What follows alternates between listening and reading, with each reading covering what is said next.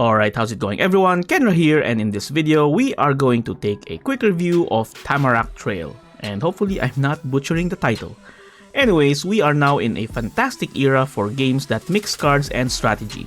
If you enjoy using cards to defeat opponents, there are plenty of excellent options to explore. TAMARAK Trail tries to add a twist by replacing cards with dice. That is, instead of building a deck, you're rolling dice. This twist, however, is not something that is totally unique to this game anymore. We already have Dicey Dungeons, Spell Rogue, and Astrea, and there's probably more out there that maybe I'm just not aware of yet. Anyways, while this change adds some excitement, the game falls short in other areas. So, what's the game's premise? In TAMARAK Trail, you embark on a dangerous journey through the wilderness. Every step you take seems to lead to a battle against fierce creatures armed to the teeth.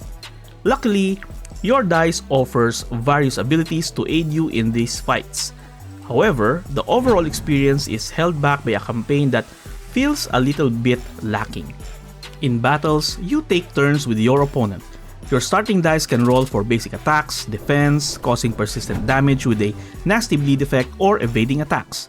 Evading also flips the die, letting you use the power on the opposite side. These powers often use up stamina, which acts as your defense. Some stamina regenerates each turn, more so if you hold back on using all your dice. It's important to strategize when to conserve stamina. You can anticipate your opponent's moves, so if they're going to attack, using a defense power might be wise. The combat system is decent, though not particularly outstanding.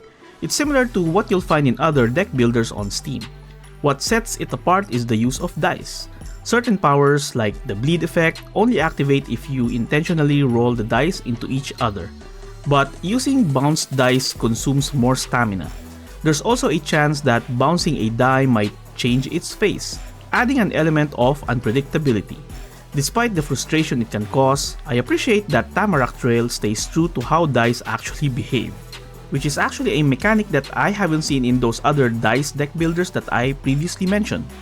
Now, the usual enjoyment in these games comes from crafting a deck that can handle various challenges. However, that enjoyment fades when you're stuck repeating the same battles over and over.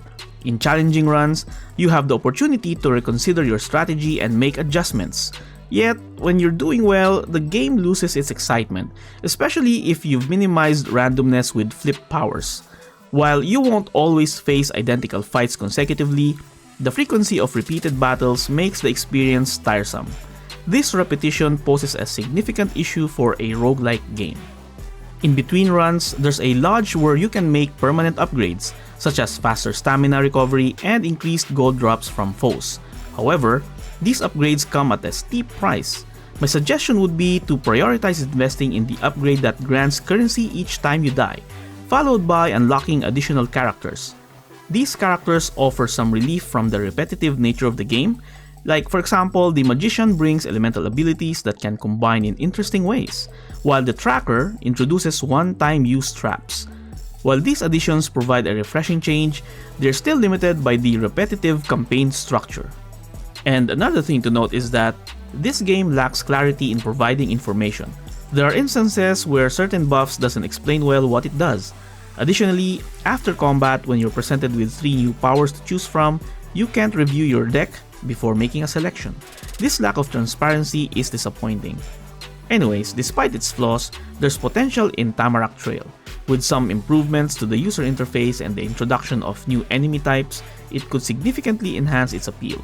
However, in its current state, it falls short compared to other similar games such as Dicey Dungeons and Spell Rogue. Alright, that's going to be it for now. Tune in again next time for more roguelike and roguelite gaming content. And as always, stay safe and thank you so much for watching. This is Kenra, signing off.